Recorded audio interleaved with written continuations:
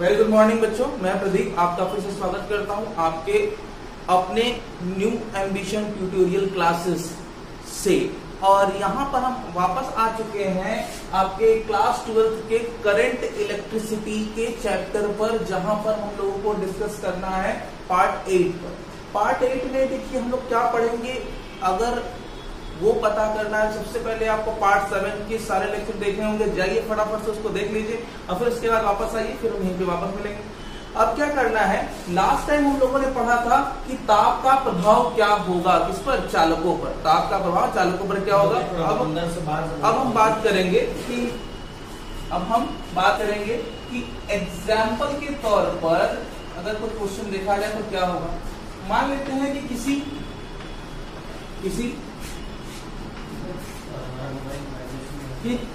चालक है, ठीक है, किसी चालक का द्रव्यमान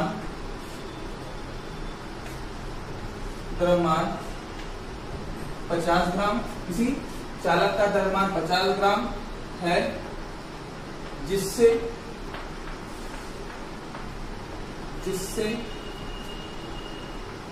50 सेंटीमीटर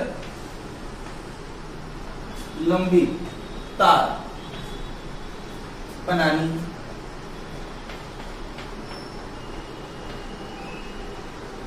यदि तार का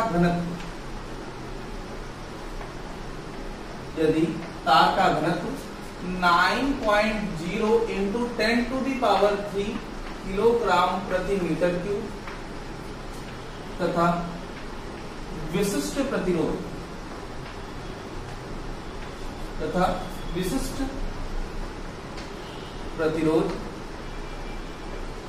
3.2 इंटू 10⁻⁻8 ओम मीटर, ठीक है। तब चालक का प्रतिरोध क्या होगा। आइए फटाफट से इसका निकालते हैं प्रतिरोध। तो सबसे पहले हम ये जान लें कि क्वेश्चन में ऐसी कौन कौन सी चीजें दी हुई हैं जो हमें हेल्पफुल है। पहले तो बच्चे ध्यान दीजिएगा कि द्रव्यमान दिया हुआ है और क्या दिया है, लंबाई दी हुई है, ठीक है। क्या कर सकते हैं, इससे पहले हम इस पर नतीजे पर पहुंचे तो यहाँ पे सॉल्यूशन करते समय पहले आप ये जान लें बच्चों कि डेंसिटी मतलब घनत्व बराबर क्या होता है, D = होता है मास द्रव्यमान बटे में आयतन, ठीक है, वॉल्यूम। मास को m लिख सकते हैं और वॉल्यूम को आप लिख सकते हैं एरिया इंटू लेंथ। क्या बोलते हैं, एरिया इंटू लेंथ लिख सकते हैं। यहां से मैं अगर थोड़ा और आगे बढ़ने का प्रयास करूं, ठीक है, कि अगर मैंने डेंसिटी को m/Al लिख दिया, थोड़ा और बात करूं रेजिस्टेंस के लिए, ठीक है, तो प्रतिरोध अब निकालना है तो प्रतिरोध = लिखा जा सकता है R = रो L/A। क्या बोलते हैं, बात समझ आ गई। R = रो L/A, तो यहां से R = लिखा जा सकता है रो L/A। ध्यान दीजिएगा बच्चों, यहां पर L/A है और यहां पर क्या है, ये A × L है। इसी तरीके से हमको यहाँ से A की वैल्यू बना लेनी। तो यहाँ से A की वैल्यू क्या आ जाएगी, यहाँ से A की वैल्यू आ जाएगी m/D × L। तो ये आ जाएगा m/D × L। ये ब्रैकेट ले लिया बच्चों। क्या किया हमने, यहाँ पर A की जो वैल्यू थी, यहाँ A की वैल्यू मिल जाएगी कितनी, A इधर आ जाएगा, D इधर रिप्लेस कर दिया जाएगा, तो A की वैल्यू आ जाएगी m/dl। तो m/dl A की जगह पे रख दिया, ठीक है। इसको आपने समीकरण 2 की तरह ट्रीट कर लिया था, ठीक है। अब R = हो जाएगा रो L² upon m into D, ठीक है। अब ये आपका एक रेजिस्टेंस का फॉर्मूला आ गया। तो रेजिस्टेंस का फॉर्मूला क्या बना, R = rho into L² upon m into D। अब आपको सारी वैल्यू पता है, क्या क्या पता है बच्चों, रो की वैल्यू आपको पता है। रो की वैल्यू इसमें से कौन सी है, रो का मतलब होता है स्पेसिफिक रेजिस्टिविटी, ये A, और m की वैल्यू 50 ग्राम, इसको किलोग्राम में चेंज कर लीजिएगा। डेंसिटी सही है, कोई दिक्कत नहीं है। L 50 सेंटीमीटर में चेंज करके आप आंसर निकाल लीजिएगा, ये आपका होमवर्क होगा। बात समझ आ गई?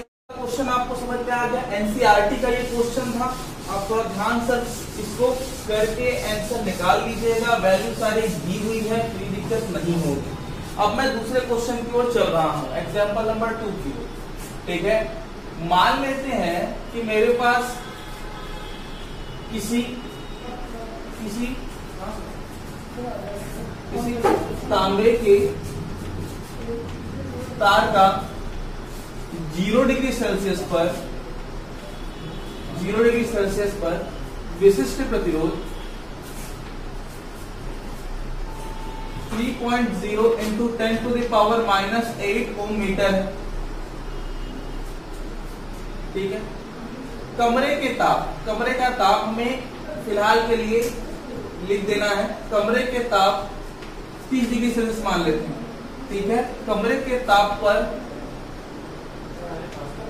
तार का विशिष्ट प्रतिरोध क्या होगा? विशिष्ट प्रतिरोध क्या होगा? ठीक है, यहां पे एक चीज और दी हुई है कि तार का प्रतिरोध ताप गुणांक, तार का प्रतिरोध ताप गुणांक,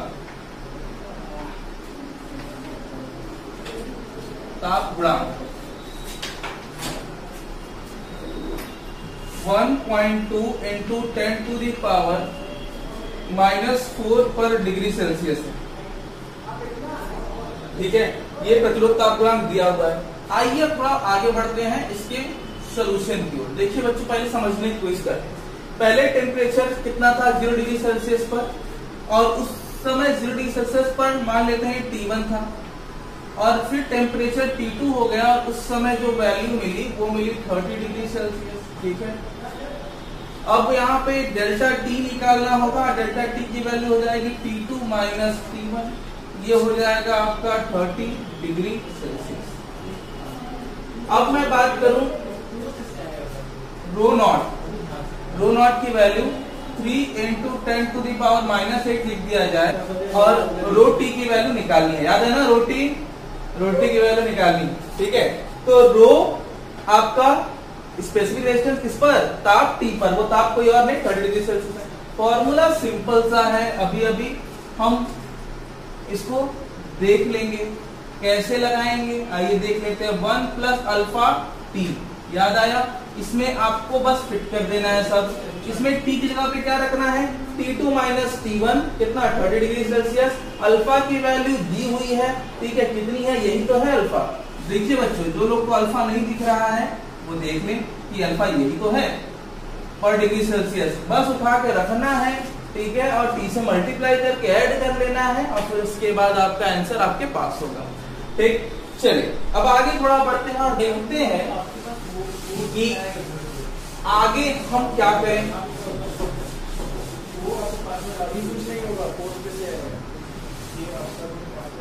तो बच्चों, अब हम बात कर लेते हैं ohmic and non ohmic circuit की। Ohmic and non ohmic. Non ohmic और ओमिक क्या होते हैं? सिंपली मैं बात करूं, अगर ओमिक, ठीक है, तो वह पदार्थ अथवा तार जो ओम के नियमों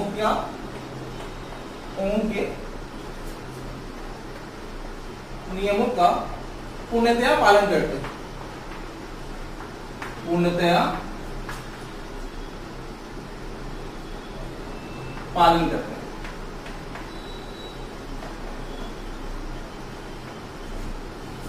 पालन करते हैं इसे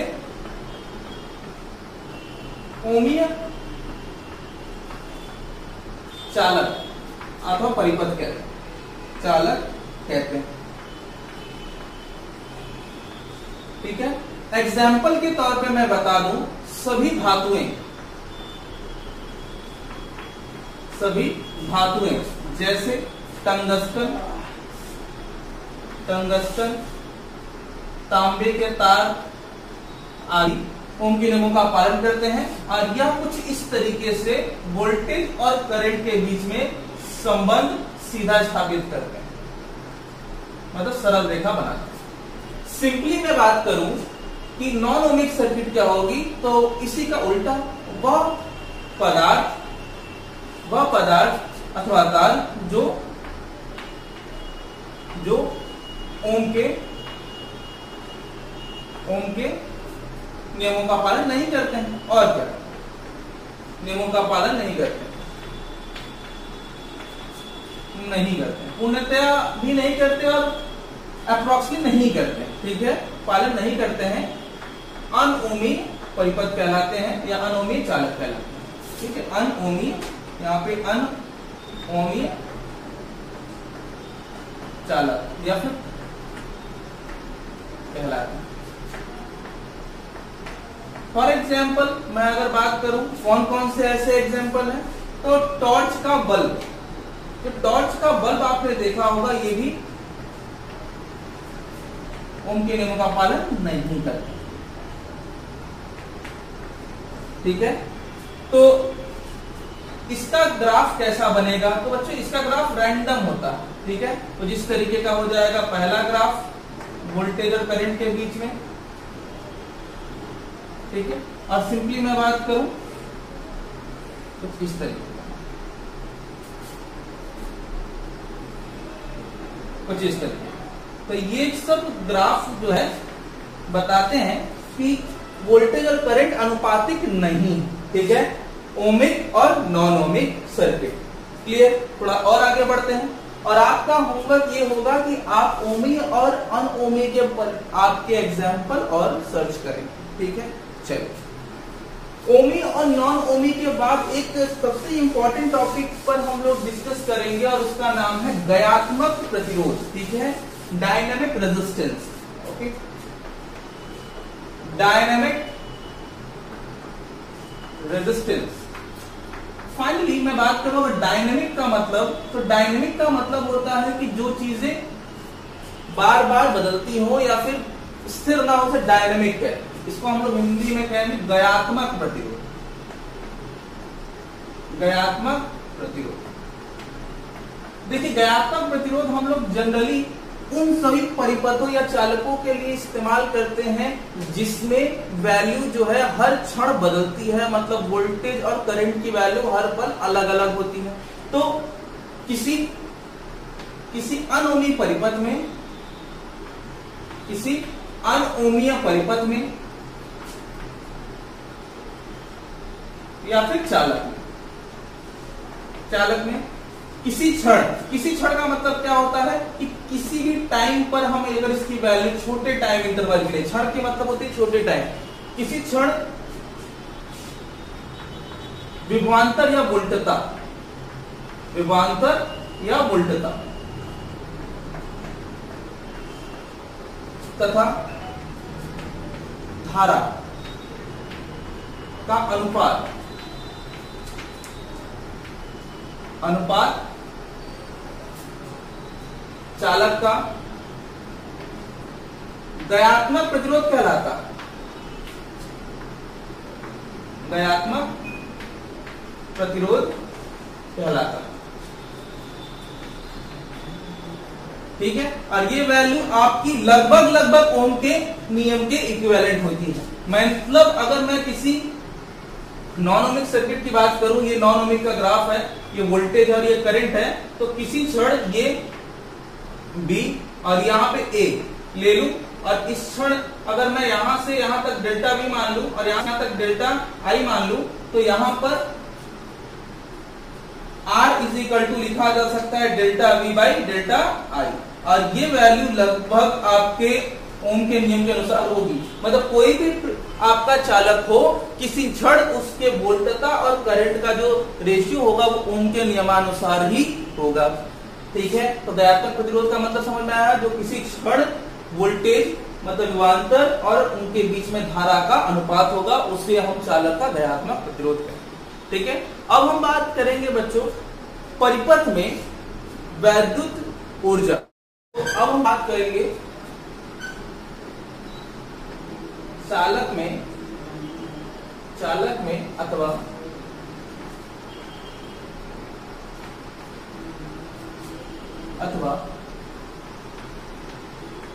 परिपथ में वैद्युत ऊर्जा क्षय। ठीक है, तो अब हम बात करेंगे वैद्युत ऊर्जा क्षय कैसे कैलकुलेट करते हैं। तो बात आपको याद है कि क्या किसी चालक के सिरों के बीच में धारा को ले जाने के लिए आवेश की जरूरत थी? बिल्कुल, आवेश ही ट्रेवल करता है एक जगह से दूसरे जगह तक, इसको ले जाने के लिए हमें कार्य करना पड़ता है। और यही जो कार्य करते हो यही आपकी वैद्युत ऊर्जा के रूप में खर्च होता है। ठीक है, तो चालक के सिरों के मध्य परिपथ, ठीक है, चालक अथवा परिपथ के सिरों के मध्य वैद्युत आवेश क्यों को ले जाने में कृत कार्य। तो ले जाने में कृत कार्य क्या होगा? ले जाने में जो कृत कार्य होगा बच्चों वो हो जाएगा आपका W = Q × V। ठीक है, W = Q × V। यदि चालक है आपके पास तो चालक में आवेश जब चालता है एक स्थिति से दूसरी स्थिति की ओर तो इसको हम लोगों ने नाम दे दिया है धारा। ठीक है, तो धारा जब जा रही थी इनके सिरों के बीच में जो विभवांतर था वो V था। तो यदि चालक सिरों के मध्य धारा I है तब I = Q/T। ठीक है, अब यहां से Q = क्या लिखा जा सकता है? IT। समीकरण 2 बना दीजिए, इसको समीकरण 1 लिख दीजिए। यहां से W जो है कार्य है और कार्य ही ऊर्जा होती है, तो यहाँ पे हम Q = लिख सकते हैं IT और ये हो जाता है V। तो यहां से W कार्य ही ऊर्जा है। ठीक है, जो कार्य आपने किया किस रूप में? ऊर्जा के रूप में। कार्य ही ऊर्जा के रूप में खर्च होती है, व्यय होती है। ठीक है, तो फिर हम इसको क्या लिख सकते हैं? तो ऊपर का सेक्शन में मिटा देता हूं, तो हम इसको क्या लिख सकते हैं बच्चों? E = VIT। तो ये हो गया बच्चों जूल में। ठीक है, जूल में। लेकिन जो हमारे यहाँ पे खर्च होता है एनर्जी, उसको हम कैलोरी में व्यक्त करना चाहते हैं क्योंकि ऊर्जा जो है कैलोरी में ज्यादा उचित है। तो कैलोरी में बदलने के लिए बच्चों आपको पता है क्या करना है? बस कुछ नहीं करना है, इसको VIT को 4.18 से डिवाइड कर दीजिए। ये आपका किसमें बदल गया? कैलोरी में बदल गया। ठीक है, इसी प्रकार से मैं चाहूं तो और भी इसको रूप दे सकता हूं, मतलब ये क्षय ऊर्जा निकल रही है। पुनः अगर मैं और कुछ लिखना चाहूं तो V को हम IR लिख सकते हैं। सिंस V = क्या होता है? IR अगर परिपथ में प्रतिरोध है तो चालक है तो प्रतिरोध होना होता है, तो हम इसको लिख सकते हैं E = IR यहाँ पे, और I यहाँ पहले तो I² RT अपॉन बच्चों 4.18, और ये फिर से किसमें आ गया बच्चों? कैलोरी में आ गया। ठीक है, तो ये आपने अंडरलाइन कर लिया। इसको अलावा मैं और इसको कुछ लिखना चाहूं तो क्या लिख सकता हूं? जैसे आपने V को चेंज किया वैसे ही आप I को भी चेंज कर सकते हो। तो I को लिख क्या सकते हो आप? V/R लिख सकते हो। तो यहां से हो जाएगा V²। तो सिंस V = IR होता है तो I = क्या हो जाएगा? V/R। तब आपका जो फॉर्मूला हो जाएगा, तब आपका फॉर्मूला कुछ नए तरीके से लिखा जा सकता है, और वो हो जाएगा E = V² upon 4.18 into R into T। ठीक है, तो ये एक फॉर्मूला और बन गया। तो यहां तक हम लोगों ने परिपथ में क्षय ऊर्जा को कैलकुलेट कर लिया है। कल हम लोग बात करने वाले हैं हमारे घरेलू परिपथों में क्षय ऊर्जा को कैसे कैलकुलेट करते हैं। तब तक के लिए बने रहिए, अगले लेक्चर का वेट करिए। जय हिंद, जय भारत।